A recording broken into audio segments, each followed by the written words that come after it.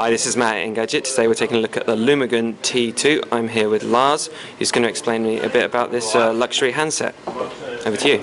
Yes, so the first thing is that it's built by stainless steel. We also have stainless steel here, which is PVD coated by black. So the stainless steel gives it a rough surface, so it can last much better. We have rounded all the edges, so they feel good when you, for example, use it on your ear. There's no edges that can irritate you when you talk along. Talk to your wife about that; she'll love it when she uses it. It's smaller, we decided a little package because we have seen these big packages, which is sometimes in people's hands it's too big. And how big is the screen there? That's 3.8-inch widescreen. And what resolution is that? It's 480 x 800. Okay. And then we have two keys. We have a key down here, which is a home key. So a lot of phones doesn't have the home key, but I have a home key here. And if I press it, I can of course do the standard Android things where all the latest things comes up.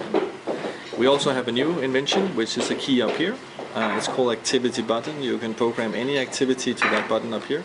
If I press long press now, you'll see the light is turning on. And if I press it again, of course it stops. And if you have a short press, you can code any command, for example an infrared command, like it's turning on your radio and stuff like that. You'll be able to. So could you show us the skin that Lumigon's put on Android? Could you just give us a brief tour of this? It is what you see here. Very, very simple, very, very blackish. And if you see, for example, the remote control, it's always very simple. Lumigon is for simple things. We want good quality in simple packages. We don't want too much UI distortion. We want to have a phone that is simple to use with not too much changes. Of course, there will be small changes where you quickly can access your infrared or Wi-Fi, Bluetooth, and the settings and stuff like that. So we will. Our skin is very simple. We don't want to do the very. Fantastic. Yep. And this remote control, you say there's an infrared blaster at the top. Yeah. And so that can learn from remotes. From any remote control phone, you can push here this key, and now there's gesture controls. You can move it around. So like tilting it right will send the cursor right, or the selector, or scrolling up and down. We choose to select. This is the selector button, so when you push here, it will select. So we just put it into the gesture control as well. So that's new. Not even a remote control has this feature.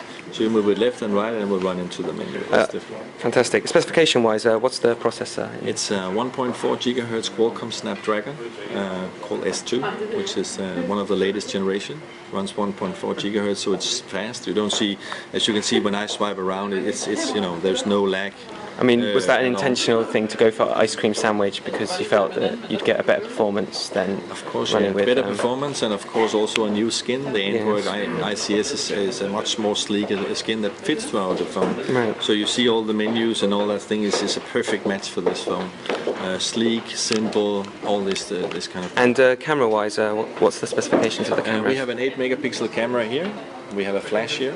So it keeps the industrial standard. And that's an autofocus camera.